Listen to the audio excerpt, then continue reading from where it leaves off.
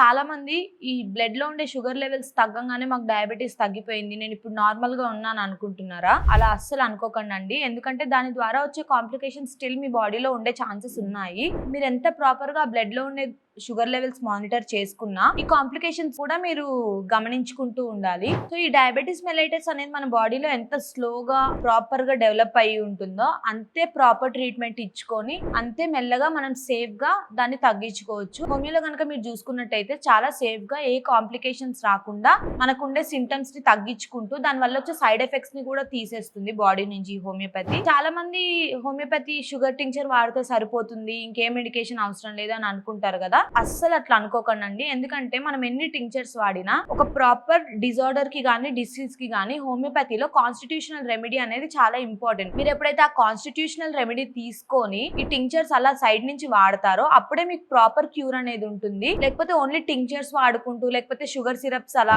Diabetic syrups కానీ అలా వస్తూ ఉంటాయి, అవి వాడి తగ్గిపోతుంది, సైడ్ ఎఫెక్ట్స్ ఎలానో ఉండవు కదా అని అలా వాడితే కనుక ఇప్పుడే ఆపేసేయండి. మీరు ప్రాపర్ డాక్టర్ ని కన్సల్ట్ అయ్యి వాళ్ళు ఇచ్చిన రెమెడీస్ తీసుకొని వాళ్ళు చెప్పింది చేస్తేనే మీకు తగ్గుతుంది.